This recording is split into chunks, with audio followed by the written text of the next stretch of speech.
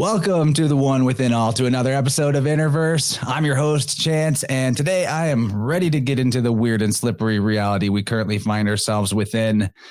As she said in our recent interview with Emily Moyer, in some realities, the coffee tastes different. And today's chat with first-time guest Brian Stavely, we're going to be seeing just how different that coffee might be.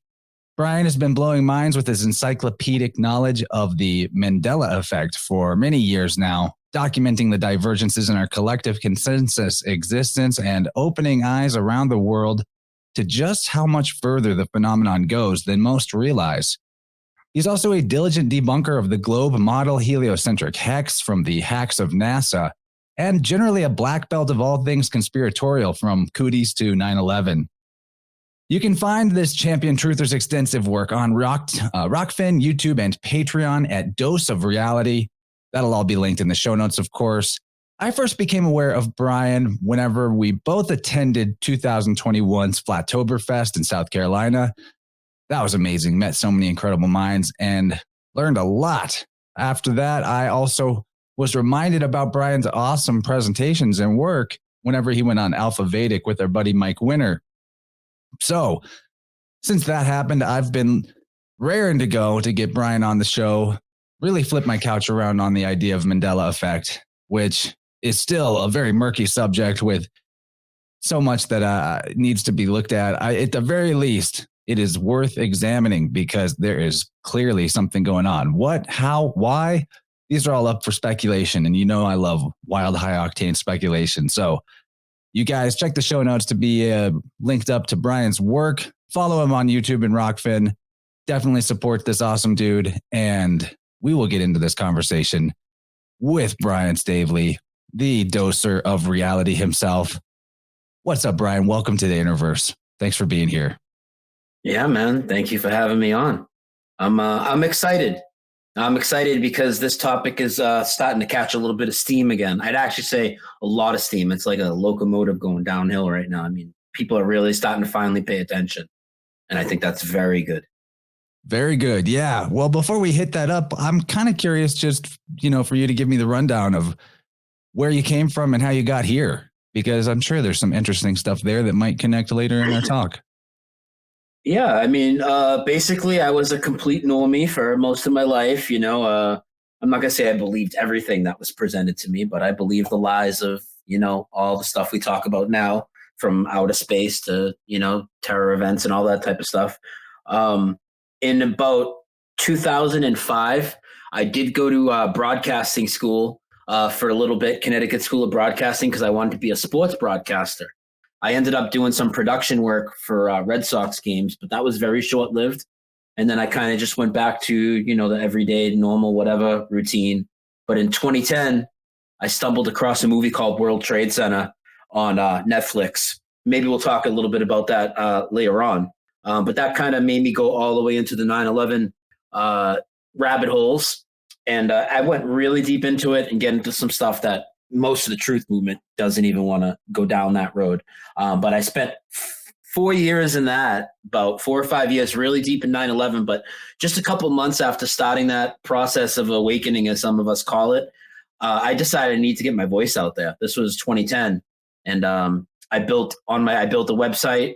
Nothing spectacular now when you look at it. It's like a drag and drop website through Weebly, but it was a functional website that I built up with, I was able to not only host podcasts on there, but do it live, broadcast live, have a live chat. And I was broadcasting about 9/11, all the time. And then I started doing kind of what we're doing now, interviewing all sorts of people. And I didn't do the YouTube thing. I didn't do the video thing. I kind of saw the direction YouTube was going early on, like, 2012, once the thing in Connecticut happened, they really started to clamp down on what you could put on YouTube and whatnot. So I stayed away from it. And 2014 started the flat earth awakening for me. Late 2014, 2015 started to get into the Mandela Effect. And what had happened is by 2017, I was taking a little break from doing shows from like 2014 to 2017. Come 2017, I saw a lot of people falling for a lot of disinfo to do with that day in September. So I decided to put my voice back out there. I did some recorded podcasts and uploaded them to YouTube. They were able to stay for a little bit. And then in 2018, I started doing Mandela Effect content. And the reason I started doing Mandela Effect content in 2018, and of course, I would talk about flat Earth and all these other topics that so many of us look into. I'm never a one topic guy, but I started to focus on Mandela Effect because I felt even though by 2018, there was definitely an explosion of it on YouTube that had started in like 2016. There weren't too many people that were taking it very serious. It was kind of like what you see on TikTok now with Mandela Effect videos. It's just like, oh, it's just this little fun thing. It's just this little game, or it's just these little products that have a changed name. And it goes so much deeper than that. And I was well aware of that. I mean, I think that this is the most profound thing maybe that humanity's ever seen. Supernatural shifts in this reality. And in my opinion, they're affecting everybody. So I decided to do videos on YouTube. I had done a couple roundtables in the summer of 2018 on somebody else's channel. And then I was just like, I got to do this myself. And then that's basically what's brought me up to here now. And of course I addressed the current PSYOP and everything and these other topics as well. But Mandela Effect's really been my focus for the last few years. Beautiful, man. You've got some deep roots in all this stuff. And you're talking about starting your channel in 2010. I was still in college. I think what first started to wake me up to world conspiracy. I mean, in like 2007, I was shown the Zeitgeist movie when I was a senior in high school. And so I was like, okay, 9/11 is some kind of a conspiracy. Great. But at that point, my next move was like, put my fingers in my ears and go, la, la, la, la. I'm just going to play video games and chill. Leave me alone. I don't want to know about this stuff. But I was really into video games too. I was really into video games before I woke up. Like I was spent a lot of wasted time on that. Yeah, man, they definitely know how to appeal to the young male mind and that whole desire to be a hero and all that. So in 2012, for me, in college, I did a capstone project for my English degree where you get to make some kind of research video. And for whatever reason, I was led into talking about, I think it was because the Occupy movement was going on. And I was like, well, what are these people even mad about? And then I found out what the Fed was, and I found out about fiat currency and fractional reserve banking. And I'm thinking to myself, how does nobody I know talk about this or even know that this is how our money system works? And that was just like scratching at the surface of how deep this goes underground in terms of how interconnected these different elements are. Monetary system, and I actually want to weave this at some point later in the conversation, but I think there might be a connection to Alchenomics or the alchemy of economics and Mandela Effect that is going unnoticed and overlooked. But we'll get to that. First, I think what would be awesome would be to just like from the top, in case there's anybody out there, or maybe because you've got a really good way of defining it as someone that looks into it so closely. How do you describe the Mandela Effect to somebody like, you know, that is totally unaware that such a thing exists? If anybody's unaware at this point, it's kind of reached a critical mass lately in terms of awareness. Yeah. Well, I'll tell you how I would explain it. First, I'll explain what it isn't, because that's what's always presented. So what it isn't is what people want you to think is it's companies and logos and brands change names. Things are reissued. There's different versions of DVDs. Of course, there's many translations of the Bible. There's different map projections and all this. That's not what we're talking about. The Mandela Effect is when something in this physical reality has supernaturally changed, for lack of a better word. It's shifted. So it's not like it's been re-released. Like a perfect example, I'll start off with something really easy. And again, when you see Mandela Effect articles, it looks like they're addressing the Mandela Effect all the time, but what they're doing is they're gatekeeping it by successfully minimalizing it and making you think it's just about TV shows and products and lines from movies. And we're going to get deeper as we progress through the conversation. But what it is like, for instance, one that everybody knows is Mr. Rogers' Neighborhood. Okay, it's a beautiful day in the neighborhood. He used to come through the door every day and sing, "It's a beautiful day in the neighborhood, a beautiful day for a neighbor." Now, me and so many millions around the people around the world remember that song. We heard it hundreds, if not thousands of times. Now, if you were to take a copy of Mr. Rogers, even if you own the copy, I'm not asking you to rent it or go online where it could be manipulated after the fact. If you had a VHS of it, which many people have old VHSs of many things. So it's not like we're asking for obscure things that would never exist. if you had a DVD set that you've had for years, whatever it is, and you put it in, he's going to come through the door. And even though we all know he said it's a beautiful day in the neighborhood, he's going to come through the door and say, this neighborhood. So everything, when something changes from the Mandela effect, it changes retroactively all the way back in the past. Like, for instance, the Berenstein is one that people hear all the time. Berenstein Bears, it's like the first thing you hear of. It was the first thing I heard of. Now in this reality, it's always been the Berenstain Bears. So what that means is if you go back and you went in your attic, in your basement, and you pulled out the box of Berenstein Bears books and you know that's what they were, it's going to say Berenstain on the physical matter that you possess within your house. That's what the Mandela effect is. But it affects much more than that. It affects anatomy. It affects geography and huge historical events, which is what I like to cover a lot. That's what really made me realize it was something much more than the Berenstein Bears. It's when I realized that South America had moved about 1,500 miles. So that's what the Mandela effect is. And what it's not is false memory. So when it's presented in these articles and stuff, they always leave it out there like a bunch of people remember it this way, but that's not what it is. It's this. But in reality, we have physical evidence that they never talk about. Physical evidence, like, for instance, we just talked about Mr. Rogers. It's a beautiful day in the neighborhood. If you were to go online and look for parodies of people singing Mr. Rogers or different sitcoms where the song was done, all these different things, there's mounds and mounds of evidence of so many people always singing it. It's a beautiful day in the neighborhood, because that's what it was. Yet the official version of a Mandela effect is what changes. But the human things that are done, the parodies, the spoofs, people do drawings of things, those usually remain the way that they are. But the official version will change. So one thing I'll say to wrap up that, it's a long-winded answer here, but one thing I will say for the people that still think it's companies and logos and brands just changing names, then go ahead and debunk the Mandela effects that you think that is, because that's easy to look up. Like if I tell you that Stouffer's stovetop stuffing never existed, which it hasn't in this reality, it's always been Kraft. If that's a BS Mandela effect and it's just a matter of Stouffer's selling their product to Kraft and then Kraft changing the labels, you could look that up, come back and say, hey, this isn't a Mandela effect. Look, this is just a business transaction. But the people that say this isn't real, they never do that. I'm not saying there's not bad Mandela effect videos out there. There's bad videos for every topic. I can only speak of mine and the people closest to me. We're not going to take something that's a company change and call it a reality shift.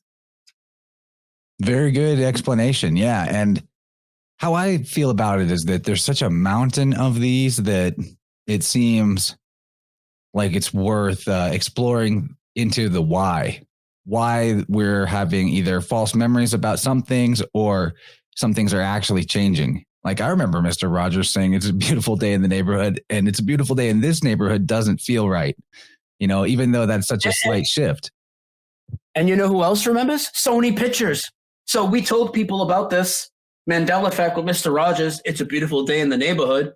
And for a couple years went by where they were going to do a movie, right? The movie with Tom Hanks. It didn't have a title right away. It had a tentative title of like, Won't You Be My Neighbor or something. And they were waiting to title the movie. And then in 2019 or so, CNN announces that the Sony Pictures Mr. Rogers movie has a title, and it's titled It's a Beautiful Day in the Neighborhood, named after the theme song. And underneath it is a clip of the old show. He comes through the door and says, this neighborhood. I mean, that's some serious evidence. I mean, even the people that made the movie have the same memory as us. Every spoof that's ever been done. Look on Saturday Night Live with Eddie Murphy, Mr. Robinson's Neighborhood. There was times Johnny Carson did it. All these people have done impersonations of Mr. Rogers. It's always the neighborhood. And the other thing, too, is Daniel Tiger's Neighborhood, which is on PBS, owned by the same company. They use that same theme song. They use a remix version of it, but it says the neighborhood as well. Yeah, that's definitely what you call residue, right? Where there's other artifacts that aren't the exact thing itself that has changed, and they have the old version of whatever it is. And so that's the lingo for that is residue, right? Residue, physical. It's called residue. It's physical evidence that matches our memory. So it's not just our memory, and it's not just a few people. Here's the thing. I'll make this statement right now, and I don't think anybody will ever be able to prove me wrong. The Mandela Effect, first off, we'll talk about the name and how crappy of a term it is, but the Mandela Effect affects everybody, zero exceptions. So there isn't even like people that, they'll tell you that it's not real and they're not affected, but there isn't even anybody that isn't affected. I could walk up to anybody, and as long as they'll have a conversation with me, I could prove that they're affected by like 100 of them. No problem. Easy, dude. I mean, after people listen to the show today and they hear the amount that we'll talk about, they'll understand that, well, that sounded like a bold statement at first, but yeah, I'm affected by this one, by this one, by this one, over and over. I mean, some of the ones, I mean, I interview preachers live on the street that are out there preaching the Bible, and I'll ask them verses, and I'll leave the blanks where they need to be, and they fill in the blanks. They always fill it the old way, the way the crazy Mandela Effect people remember. Every time I have 100% success rate with these people. Everybody's affected, because in my opinion, it's the reality that's in flux, and we're all in it. One reality. We could talk more theories later, but I don't believe we're in alternate timelines, multiple realities, multiverse. And that cool, man. That's how I feel too. Okay, I can't wait to get to that part, but we definitely got to flesh out a lot more actual Mandela effects before we start getting into the where, why, how, the physics, and what is reality. But I'm really excited for that part of the chat. Yeah, dude, absolutely. But so it basically, a good way to start, I think, is to tell people, sure, it affects the movies and the music and the books and the actors' names changing and all these things, but it affects so much more. So I like to go right at the big stuff, right? Right at the big stuff. So we can start with a huge historical one for me. We'll start with my number one Mandela Effect, okay? And we will run the gamut a little bit and go over some of the real popular ones that everybody should know is one way or another, and movie quotes and all that. But you can get all that on these top 40 lists online. Because for the most part, they put out real Mandela effects, but they just leave you in that, it's just kind of like a media thing type of mindset. So you think it's like a Hollywood psyop. Now, my journey started with 9/11. We just talked about that. And we're not going to get into 9/11 right now, but just to preface this conversation, I spent about 5 years really deep into 9/11, as deep as I'm into the Mandela Effect now. And there's one thing that there were many things we always heard, because they always say things over and over. But there's one thing that we heard a real lot. And we also heard this a real lot in school growing up and everywhere else, that Pearl Harbor was the first major foreign attack on U.S. soil. And then 9/11 was the second. That's what I always learned. Now, in this reality, and this is an event that I'm going to talk about that every single person I talk to, nobody's ever heard of it ever. And this just keeps happening with these huge historical events. Isn't it weird that Brian, the Mandela Effect guy, keeps informing you of all these attacks on U.S. soil? Now Germany has been basically whipping our butt for 100 years on the U.S. East Coast. So in this reality now, in 1916, there's an event called Black Tom, where 2 German spies snuck in through New Jersey, blew off 1 million pounds of TNT, injured 120, killed 5, blew out all the windows in Lower Manhattan. 1 million pounds? 1 million pounds. Now, they didn't carry it. They blew up a munitions depot with 1 million pounds of TNT in it. 1 million. And that story keeps changing. It was 100,000, they said before. Now they're saying 1 million. 1 million pounds of TNT, right? But here's the crazy part. Now, it was felt in Philadelphia. All this is nuts. This happened in New York. We've never heard this mentioned. Why? Not only that, though, it damaged the Statue of Liberty so bad, this is very important, that nobody's ever been to the torch of the Statue of Liberty since 1916. Now, I've spoken to people that have been to the torch. This is not like a very rare thing. There's a lot of people in the world that have been to the torch. None of them now can produce a photograph of them in the torch, because photographic evidence does not remain. Whatever way photographic evidence works with this reality, whether people think it's God's reality, a simulation, we'll get into theories later, whatever you think it is, the interaction between the digital photography and the Mandela effect, it goes hand in hand. So if you have a photograph of something, your photograph will change if that's a Mandela affected object. If you were standing in front of something that's no longer there, that will be gone from your imagery. So now anybody that's been to the torch in this reality, they're just going to be told that they're crazy because the torch has been closed. nobody's ever been to the torch. That's wild. And the fact that New York was bombed with 1 million pounds of TNT and this was never mentioned to us ever, nobody knows about this. That's my biggest Mandela effect. And then when you tie it into the Statue of Liberty, there's so many other changes around it. The Statue of Liberty is no longer on Ellis Island. It's on a different island called Liberty Island. If you look at the 9/11 imagery now from across the water, the Statue of Liberty is so far over from where it was. It's completely mind-boggling to me. It's sitting on top of a star fort now. It's got chains around its leg. The book now has these diagonal cuts in it. And we're watching all this like happen not all at once, like incrementally in front of us. It's wild stuff. So then the German stuff, though, it keeps going. I'll get into one more, and then we'll get to some more popular stuff. But as crazy as that is, and everybody's going to be like, wow, I've never heard of that. There was another attack where we lost 5,000 people, dude. Think about that. 5,000 Americans. That's more than 9/11. Double. Yeah, basically double. First of all, I just have to real quick respond to the whole Black Tom attack thing, because that is absolutely insane. First of all, that it's now 1 million pounds of explosive of TNT. Damaging the Statue of Liberty, though, is so symbolic because that is SOL. It is the Sol Invictus, and the torch representing like the light of the creator, or, you know, of the gods, of the divine, of consciousness, that is no longer accessible. To me, it's not just about the actual physical difference in the reality. And I feel like I know people that I feel like I've seen on TV, you know, or something, somebody going up onto the torch or people talking about it. Maybe that's just totally made up in my mind, but that seems like completely unreasonable to me that nobody's been up to the torch since 1916. And on the symbolic level, that is now inaccessible, I feel like is very relevant on a synchromistic archetypal playing field. Yeah, absolutely. And most of this stuff does have a deeper meaning. And I'm glad you backed me up a little bit, because also I forgot to mention there's another Mandela effect involved with the torch. So now nobody's ever been to the torch since 1916. Nobody will be able to produce a photograph from inside that torch. But besides that, the torch is the color of it. See, the torch in my reality was like the same tarnished green color that the rest of the statue was. That's how it was for me growing up. And a couple years ago, they replaced it. And now it's this, a couple years ago, we started noticing. Now it's a 24 karat gold flame at the top of the torch. But in this reality now, that 24 karat gold flame on the top of the torch has been there since 1986 when they did the other renovations, which I remember the other renovations in 86, but they didn't swap out the torch for a 24 karat gold one then. So now for the last, 30 years or so, it's been 24 karat gold the whole time. And that doesn't sit well with me either. So that might have some other form of deeper meaning right there as well.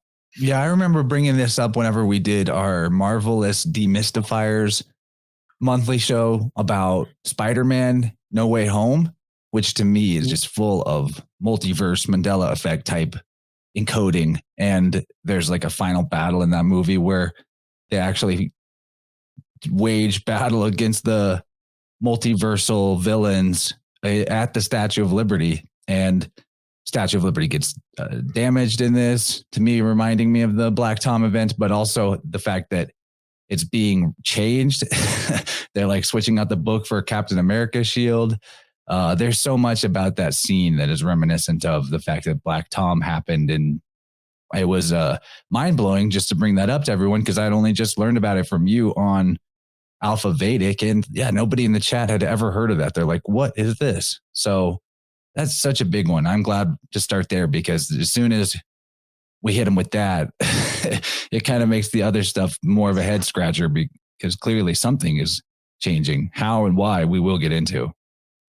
Yeah, and there's a huge German connection here too, which is this is all very important. That's why I'm going right at this stuff right at the top. You can go on any Mandela Effect channel and find out about the Monopoly Man and all that, and that's great stuff. And we'll get to that, because I do want to, like I said, I do want to run down a whole bunch of them. People can see how many amounts of massive changes there are. But there's this huge German connection. People think this is like this American thing. Absolutely not. This is happening worldwide. And there's a huge German influence for whatever reason. Tons of changes that have to do with Germany. Some of them are on the product level and stuff like that, name level. So we'll get to those after. But there's all these attacks on U.S. soil now. There's also a Mandela effect to do with the American flag. The American flag has been Mandela affected. It used to have the red stripe underneath the blue star box. Now it's always been the white stripe in this reality. And what does that make you think? Is that like surrender to Germany? I don't know. But I'll tell you, everywhere I go, it's red stripe under the blue, physical residue everywhere. Every beach shop I go into. I mean, I've got physical residue in my house. It goes on and on. But let's get to the next one, because there's Black Tom, which is like right there. That should make you realize, wow, at least this Mandela effect, there's got to be something to it. Or at least like, this is crazy. I've never heard of this. Let's hear another one, right? So I'll give you another one. 5,000 Americans dead right here off the coast of North Carolina, in something called Torpedo Alley, where now 8 German U-boats, they came over here and sunk 500 of our merchant marine ships. 500 of them. 500 ships sunk. And the crazier part about it, too, is there's now video of this happening that goes retroactively back in the past of people sitting on their rooftops watching boats explode out in the ocean. I've shown this on my channel.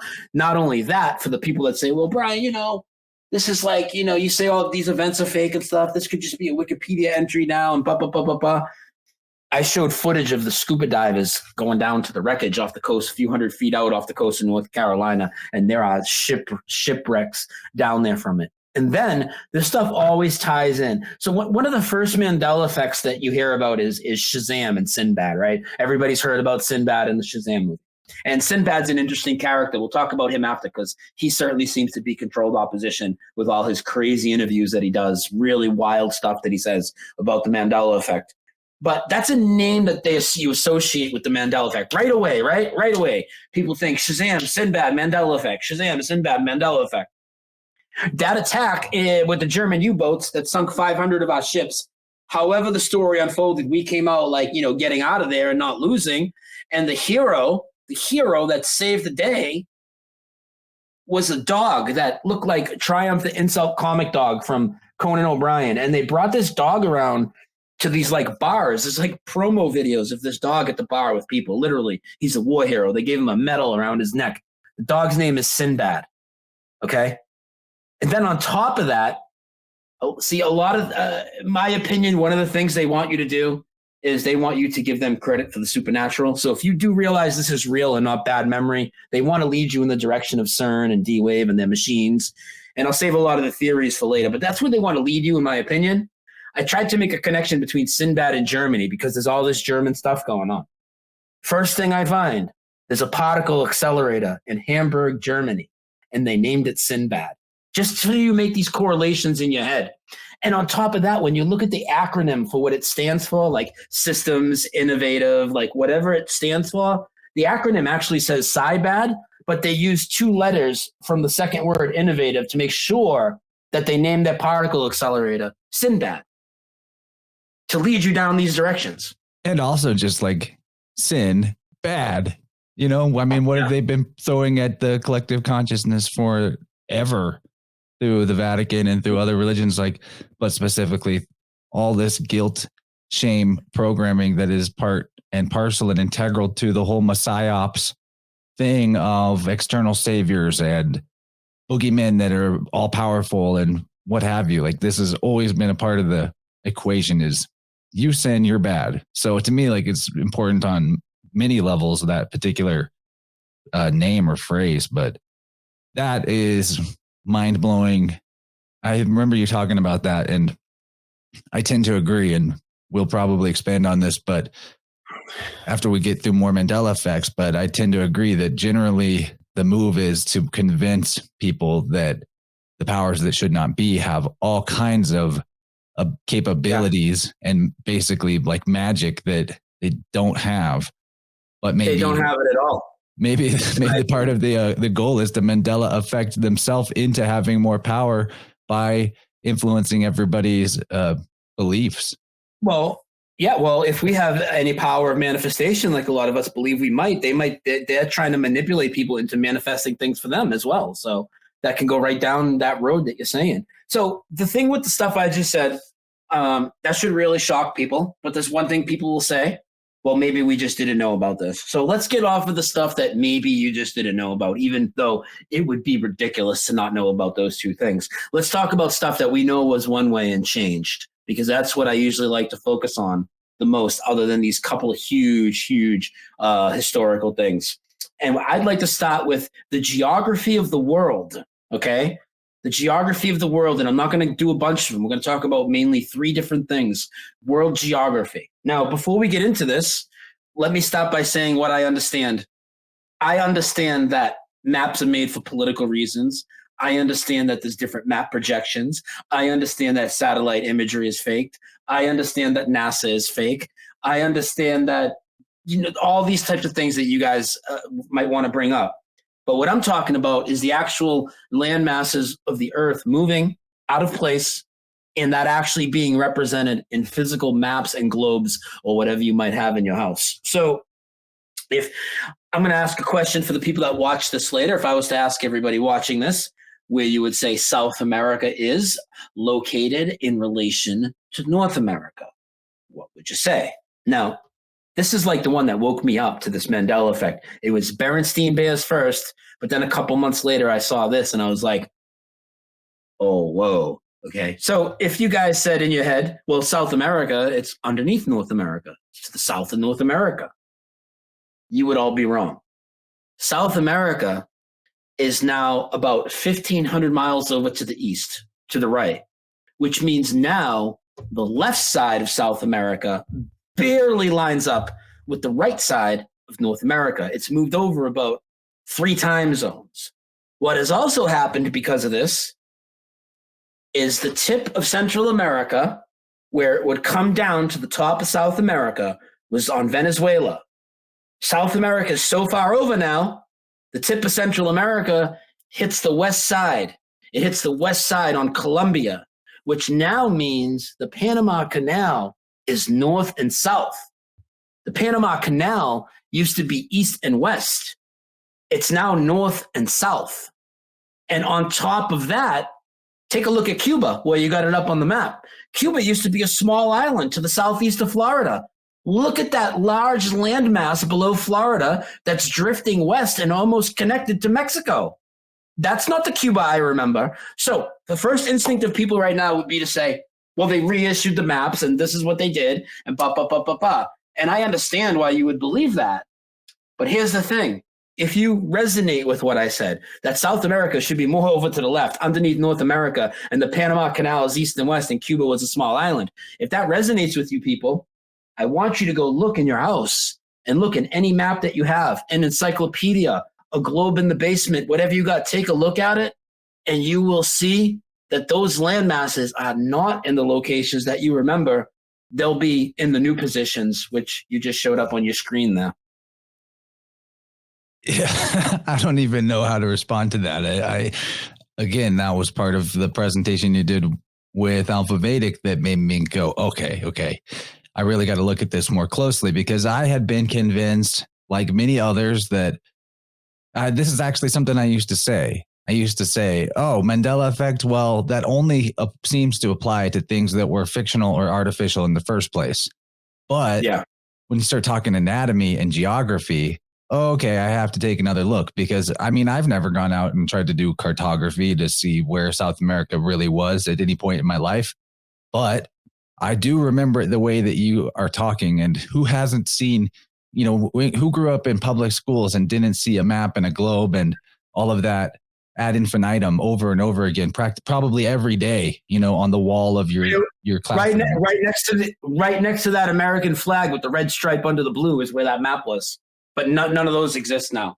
So it's wild, dude. And the geography is like, that's all I'm going to touch right now. Small sample, a couple big ones, but there's so many more. And I'm not a geography expert, so I'm not going to tell you, hey, these islands over here move this much. But there are people covering all sorts of geography all over the world, and definitely in local geography. I have a personal Mandela effect, which you didn't hear me talk about on that other show, I think, which we'll get into later. But yeah, dude, geography, Aaron, the whole aviation industry's changed. If you look at a commercial airliner right now, the jet engines on a commercial airliner, like a 757, 767, 777, the jet engines are now all the way out front, like hanging off the front of the engines. It looks completely structurally unsound. But if you go back 30, 40 years, they've always been that way. With one exception of one Boeing 737 model, I believe it is. They've always been that way. So if you remember taking a passenger plane and the engines were underneath the wings, right? It's never been that in this reality. And if you had a picture in front of one on the tarmac, your photograph will be changed and the engines will be all the way up in the front. So dude, this affects everything. I mean, and we'll go through. I just Googled jetliner, and that is not how I remember them looking. Wow, that's a good one. Now think of the implications of this. So the other thing about jets too is there's like the other conspiracy, if you will, about it is how they don't even use the fuel that they're purported to use, and that the whole system of a jet engine is working more on like Schauberger's style of vortex technology. And that once you get it spinning, it doesn't even need the fuel. The fuel is just to kind of get it ignited, if that makes sense. So there's a lot of weird stuff about jetliners and planes.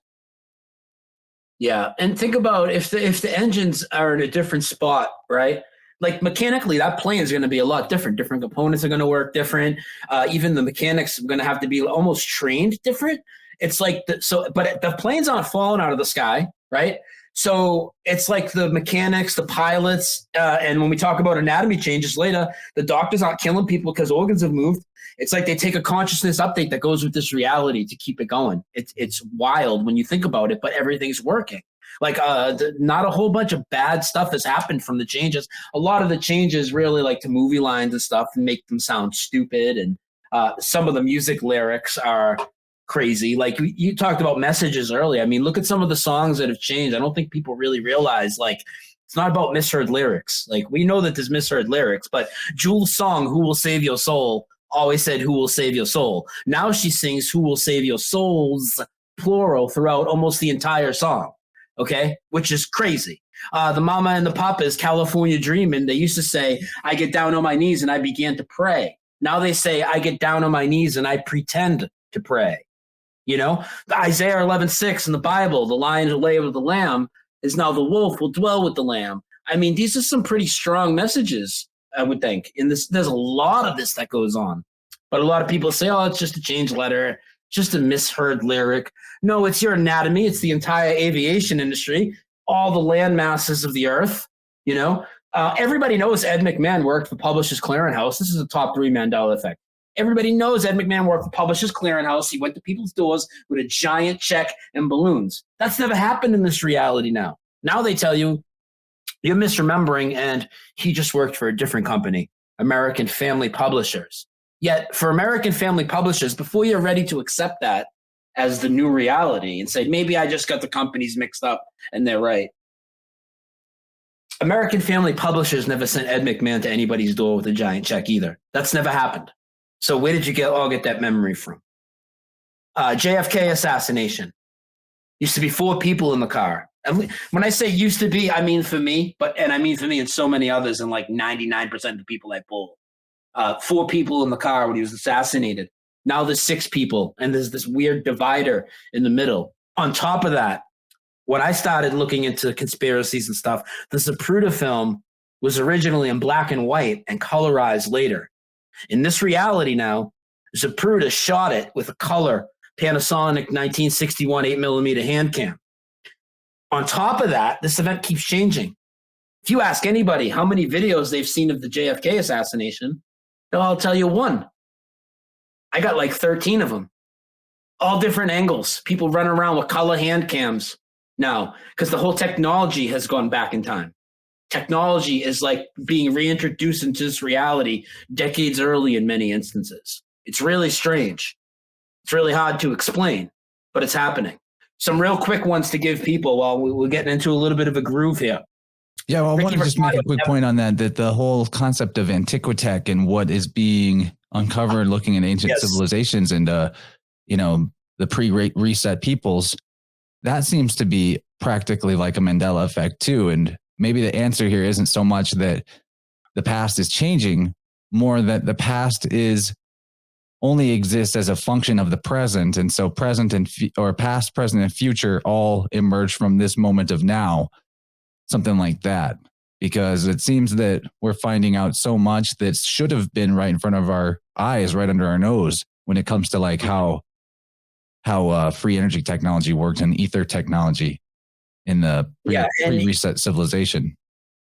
The way you can draw a line sometimes between, was this like some old technology that was hidden from us, like, you know, and we're just rediscovering now? Or is this like a Mandela effect where this is a new reality of our timeline that wasn't here before? The one distinction you can make on some of it, because some of that does get murky, it's hard to tell. Like, what am I looking at here? Like, did people always have these electric scooters in the 1800s in this reality? Or is that like some technology that people are now pulling back up? But there's some of the stuff that I'm talking about is stuff that in this reality now, the technology, it was recognized on a mass level already, and there were commercials for it and everything in this reality. You know what I'm saying? Like now there was a wireless remote this big, wireless remote TV remote in 1955 by Magnavox. We didn't have that in my house till the early 80s. 1955, and there's a commercial for it. So it's not like it was just this hidden technology that maybe we dug up. It's like now it's accepted reality that there was color TV in 1935. What? No. In this reality, the Germans, again, they were doing basically Skype calls from the post office in like the 1920s. Video conferencing calls. There's video calls in cars now in the 1950s. Video. It's insane. Neither of those I was aware of at all. Yeah. That is pretty big to chew on.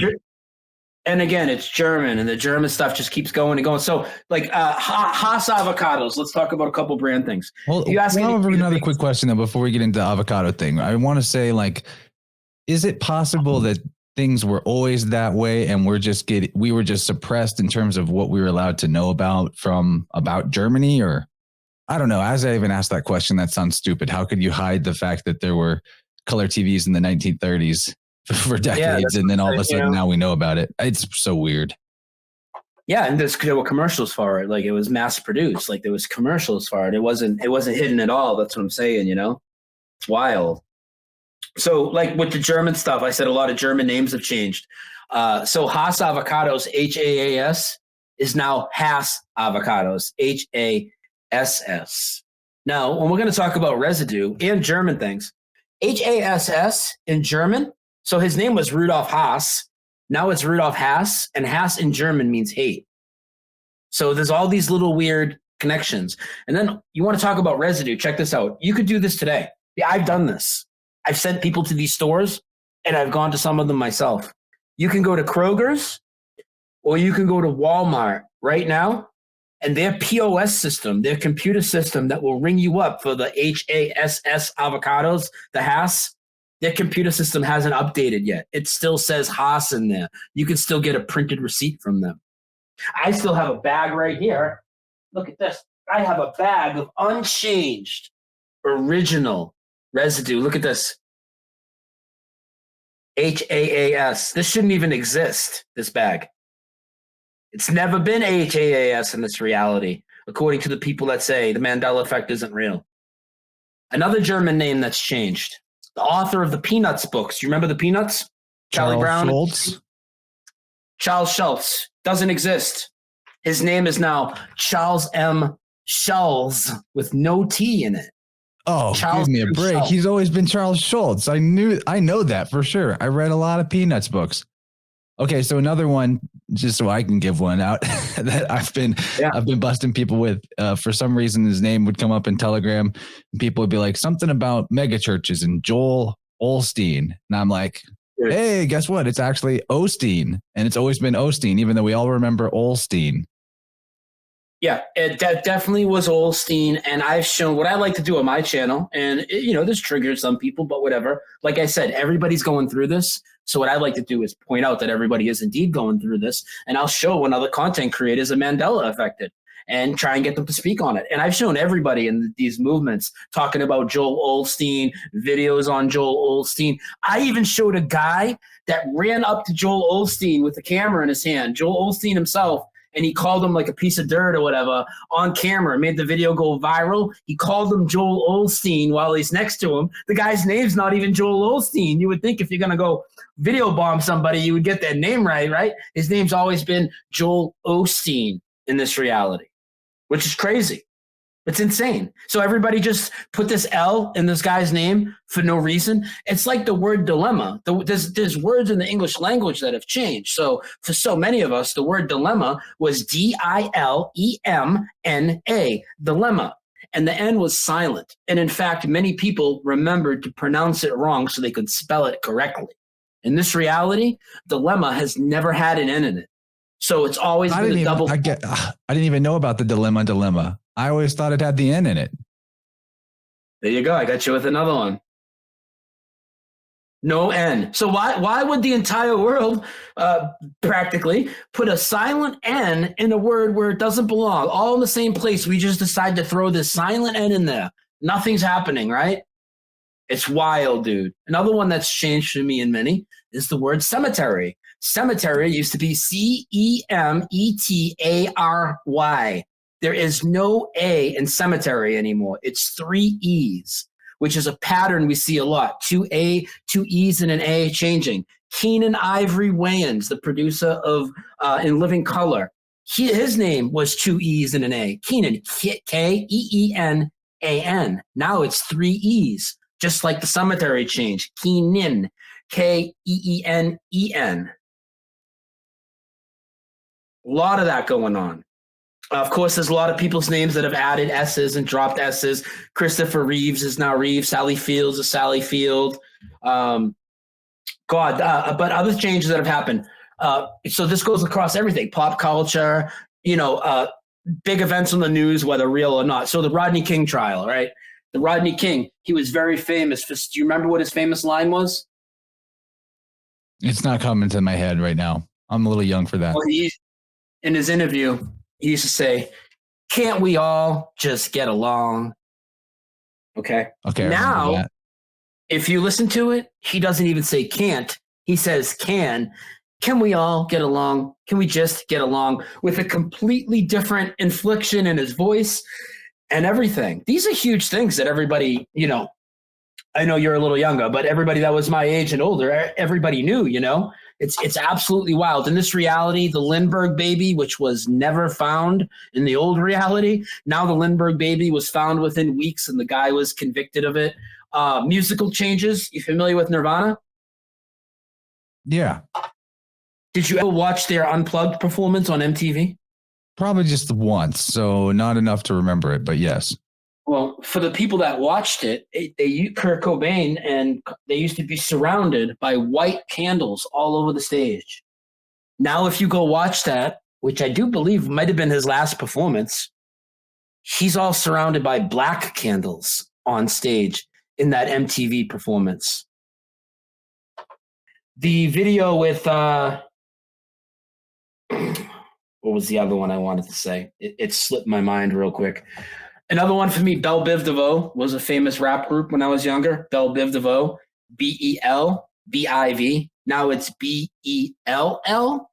Bell spelled properly. Like, why would everybody think it was spelled Bell, Bel, if it was always Bell? And that's the actual English word that's used all the time. Why would people think it was spelled this weird way with one L if it never was? It's like the Chick-fil-A thing. Chick-fil-A keeps changing, but Chick-fil-A, the amount of residue for Chick-fil-A as CHIC, which is what it was, CHIC, it's insane. There's like this YouTube fad of people that go around and do like Chick-fil-A and Popeyes like sandwich reviews. Like it's this really big thing. It's really stupid, right? But it's like this. There's so many videos on it, and it was CHIC, but in this reality, it's always been CHICK. which is crazy. And that one has changed a few times, the fonts and everything on it. Yeah, there's like also the hyphen and Kit Kat, right? Is that a thing? The hyphen and Kit Kat has never existed. Stovetop stuffing, like we talk about, has never existed. Bragg's apple cider vinegar no longer has an S on it. It's just Bragg. Macintosh apples. Really? I feel like I had Bragg's with the S like as recent as a year or two ago. Do you know Beth Martins? Yeah. She's a good friend. So Beth had me on for a Mandela Effect interview like 2 years ago, and I brought up the Bragg to her and live on the air, and she went and checked her fridge, and her, because she knew it was Bragg's as well with an S, no more. How about this one? This is nature now. This isn't even brands. Macintosh apples, the actual fruit, they've never existed. They're Macintosh apples now, not Macintosh. Macintosh apples. That is crazy to me. Also, one that I'd noticed because the Disney movie had changed, and there's tons of changes in Disney movies. 101 Dalmatians. Dalmatian used to be spelled Dalmatins. Now it's Tians. And look what I have here.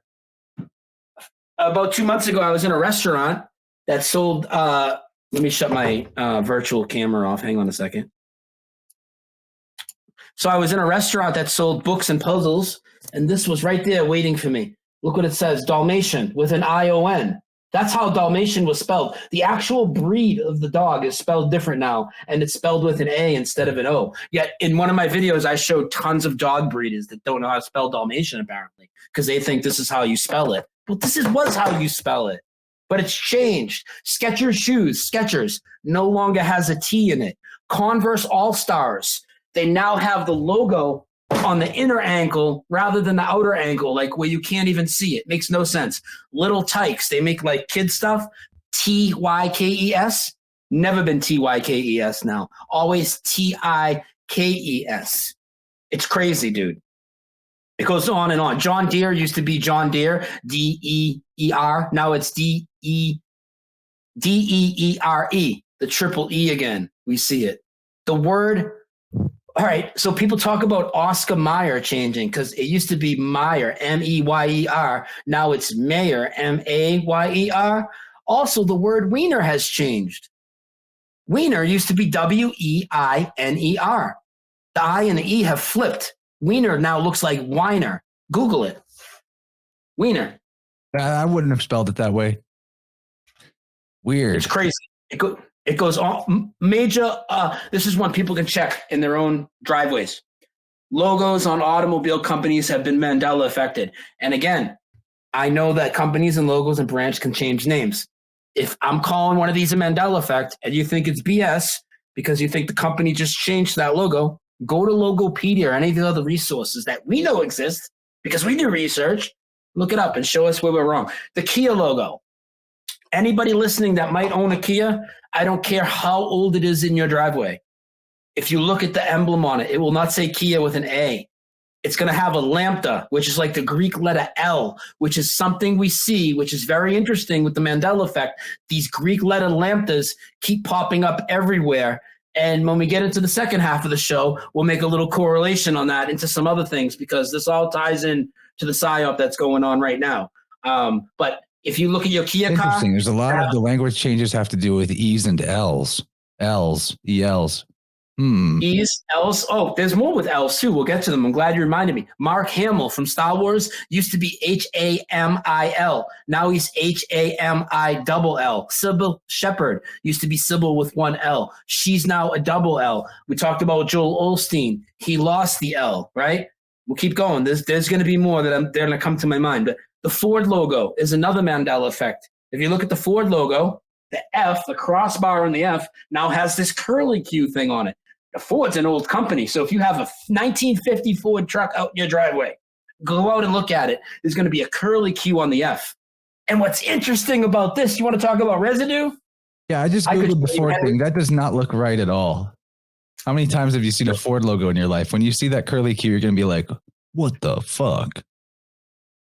Yeah, and again, people, This isn't a reissued thing. This isn't getting a bootleg emblem. Go out and look at your own card. Do the investigation. Pull these things off your shelf that I'm talking about. Go dust off that globe that's in the basement and take a look at the geography. When we get to the Bible changes, open the actual book in your house rather than just telling me that translations are different than each other. I understand that. I'm very well versed on that. So the Ford logo was based off Henry Ford's signature. I can show you Henry Ford's signature without that curly thing on the F. Isn't that wild?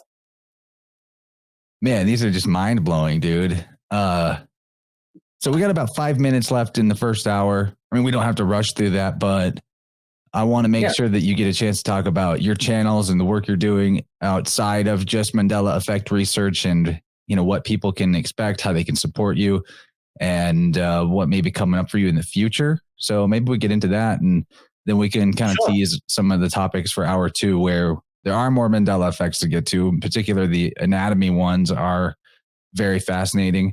And then I for sure want to spend a lot of time talking about the whys and the hows and the spiritual ramifications of all this, and a framing of a perspective that takes the power and puts it back in ourselves and out of any particular specific boogeyman that some people will put the Mandela effect on and say, like, look what they are doing. They, when really it's just evidence of reality being maybe more spiritual than physical. But go ahead and let's talk about your expanded work. Sure. I'll talk about the expanded work, and I'll just say a couple things about the Mandela effect first to close out the first hour. I will say, and I'm glad you just brought it up right there, and we'll discuss theories a little bit later, but don't be scared of this. There's nothing to be scared of. Take it from me or other people that have been in this community a while. I know there's some people that take great offense to things like Bible changes and whatnot, but really, as far as anything bad happening to anybody, airplanes falling out of the sky because the engines moved, or any of this stuff, none of that's happened, okay? It doesn't need to be scary, okay? Reality is changing. It's time to accept it and incorporate that into whatever your research is, whatever you're into, because it affects you in many ways. But we're going to get deeper into that to tell people what I'm up to. Basically, YouTube sucks for me. So I started really building up my Rockfin about a year ago, but I do multi-stream just about everything. Rockfin, and I'll hit some of the other platforms for the people that are on there, like Twitter, Facebook, Twitch, maybe Rumble. But if you're more interested in this topic, the best thing you could do for my research, go to my channel. Whether it's my YouTube channel or my Rockfin or my Odyssey, I have 1,500 videos archived on Odyssey. So if you don't catch the live streams on Rockfin, head to Odyssey. I have a Mandela Effect shortlist. It's got over 100 videos on it, and each one is something that I consider to be a legit and really large Mandela Effect, like some of the ones we've talked about today. I have a video on just about all of those, an individual video for each, where I break it down, I show the residue, I give my perspective, and I keep the video, 15 to 30 minutes or whatever. It's not like a 3-hour live stream. On top of that, I have a playlist of Mandela Effect interviews. Interviews like this will be on there. You want to check some of those out. What else I have going, though? I always talk about some other topics, which maybe we'll talk about after, as far as fabricated fear events and things like this. It's something I've been very passionate about for 12 years, to get people to not live in fear. So that's the type of stuff I talk about on my live streams a lot. I talk about that. I talk about the Mandela Effect. I take open phone calls all the time. So if you are affected by this, don't be afraid. Just come over to the chat, hang out. There'll be a lot of people there, and you'll find out that they're very open-minded people, and maybe you'll pick up that phone call and call in and talk about your experience at some point. If anybody wants to find me, the easiest way, Brian S. Stavely. I know you said Dose of Reality earlier. That's the name of my show, but that won't work good for a search. So search Brian S. Stavely, any platform, Facebook, Twitter, Twitch, Rockfin, YouTube, Odyssey, Rumble, Brian S. Stavely. And for further specific links, emails and everything, doseofrealityshow.com. doseofrealityshow.com. Just go to the My Links page, and that will bring you everywhere we need to go. Yeah, man, you've been at it for a long time, and you've got so much out there. Really looking forward to jumping into the second hour. And we will do some more specific Mandela Effect recaps, but I hope to spend more time really getting into the theory and the deep thoughts about this, because in other interviews and in your own channel, you do such a good job encyclopedically listing off and explaining the residue and the inconsistencies in people's memory to reality. And all that's out there. And I hope people do check it out if they want more and want to just explore the vast amount of Mandela effects there are. And as we go, I'm sure we will have to cover off some more as evidence for particular things we're talking about, but very interested in getting into the subjects of like the Alchenomics idea. I want to present that to you and see if you've ever had any similar thoughts or if your research seems to support that. Maybe discuss some of the Bible revisions or supposed Bible revisions. You're right that does trigger some people.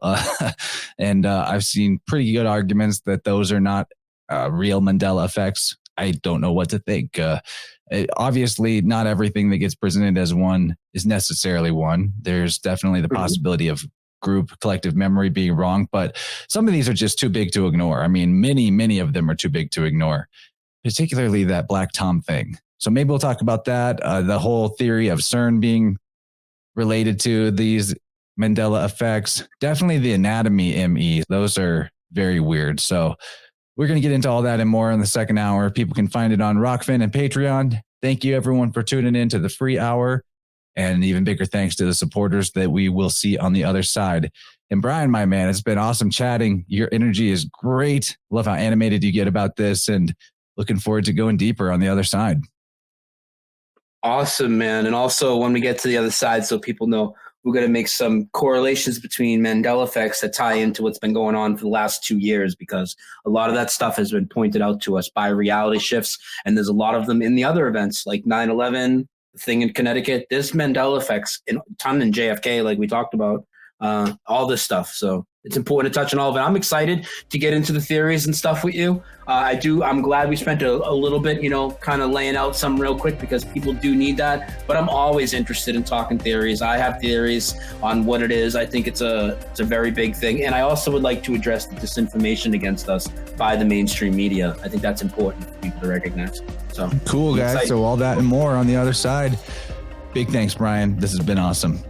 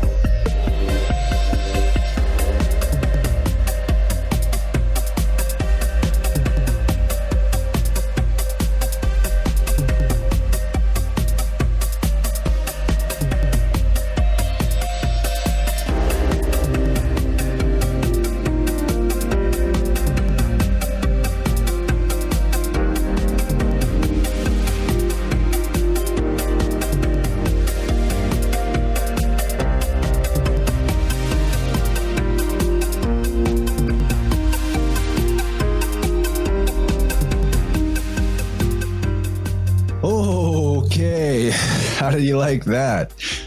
I'm definitely more interested in Mandela Effect as a concept than I was before this talk. Brian really does an amazing job of making this information exciting, accessible. He definitely blew my mind with some of these that I hadn't heard of before, like the jetliners changing where their jet engines are. That's a weird one. The color TVs in earlier parts of history, video calling in cars in the 50s. I'm going to have to look into some of these because I've never heard of that. So, wow. There's a lot I want to talk about in the outro, so maybe I'll try to be concise. But at the end of the day, I really love his perspective that we don't need to be on a team versus team thing in Mandela Effect research. Even if you think that Mandela Effect doesn't exist or this was a waste of an episode, maybe some of the other concepts that we talked about hopefully still resonate with you or gave you some reason to, find interest in looking at reality as more spiritual than physical. Even if every Mandela Effect was found to be somehow fake or wrong, every single one, which to me, there's too many for that to be possible. Some of these have to be a thing happening. at the end of the day, I still think that we should be looking for ways to see our reality as spiritual, as fluid, that is not stagnant, not trapped in material physicality, right? Because fluid and flow is how source and ether work. And everything is emergent from source or ether. Thus, things should be flowing, fluid, and in flux even, right? That's the nature of nature. Maybe all of this is teaching us that history never existed in the first place, that we should no longer trust history as literal ever, no matter what, and begin to recognize everything is mythology. Everything is mythos. Everything is archetype. Even what we have as a narrative of what history was. Don't get me wrong. I'm not telling you to stop believing or trusting your own memory of your life. But really, isn't the memory of your life still also a story? Isn't it kind of like a dream? Think about the parts of your history, your personal remembrance of life that you can fully and well remember. And how much of it can you not remember?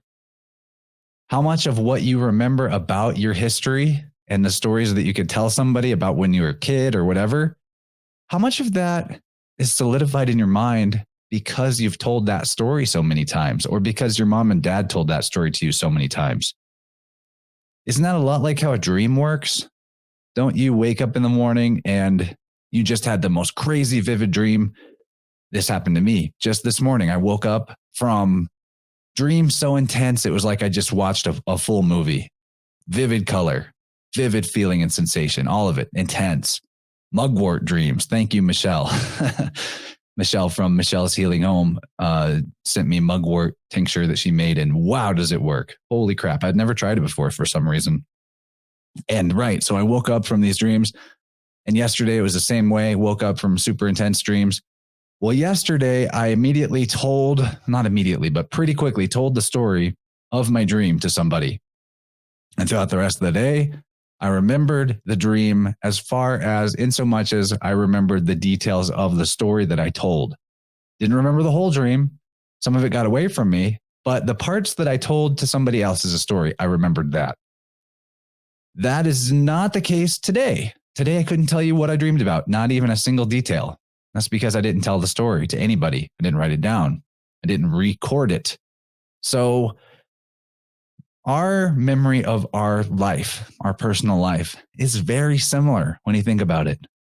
Maybe not one-to-one equivalent to dreams, I guess, but do you remember what happened to you on Tuesday, the 3rd of July, 1997? I don't know if that was actually Tuesday, but you get my point.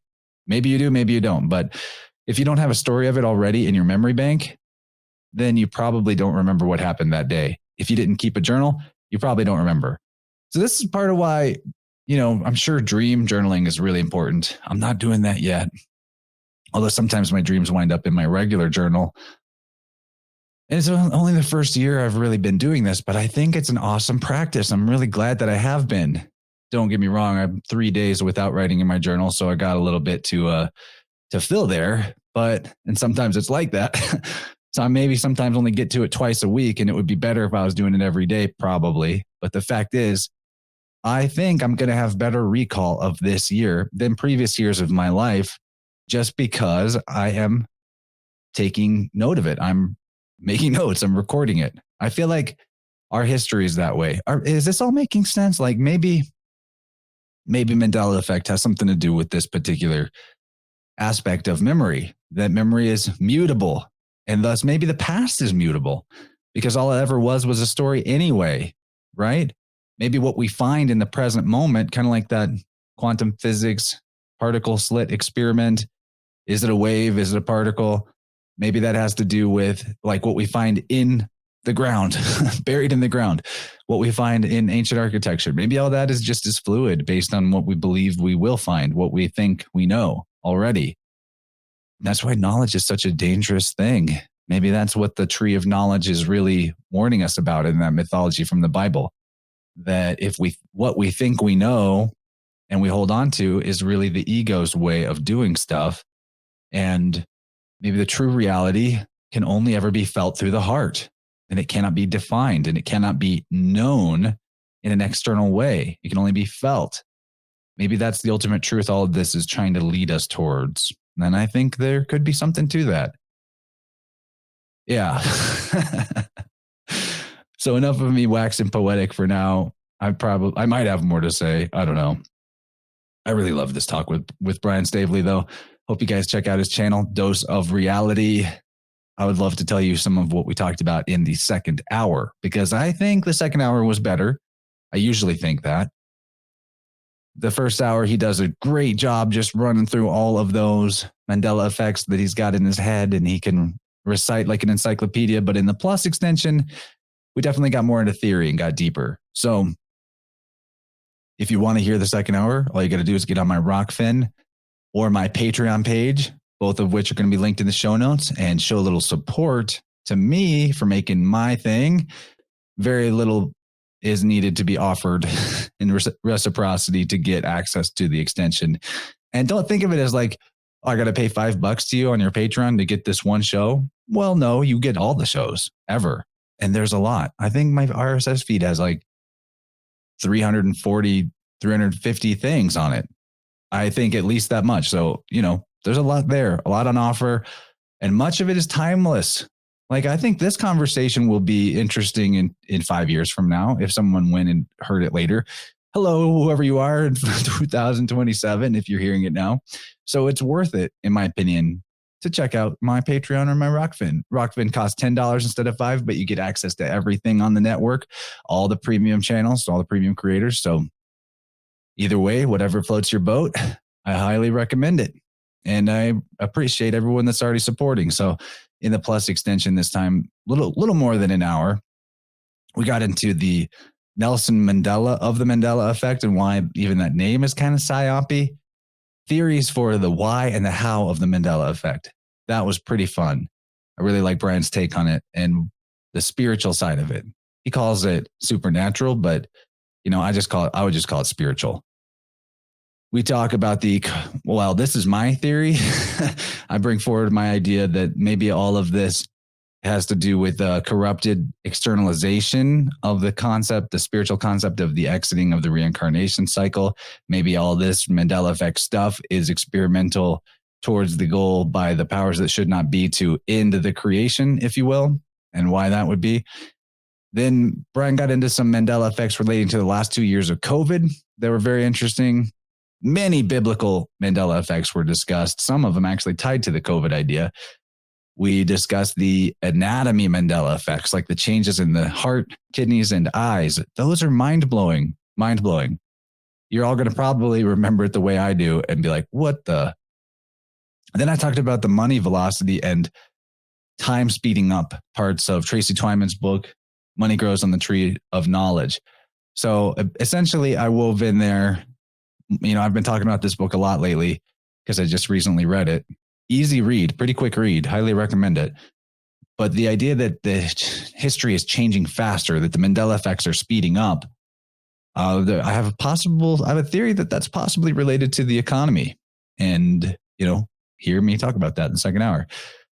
Then we disputed the theory that CERN is causing the Mandela effects, and I added to the weave some of the occult aspects of CERN, what that means.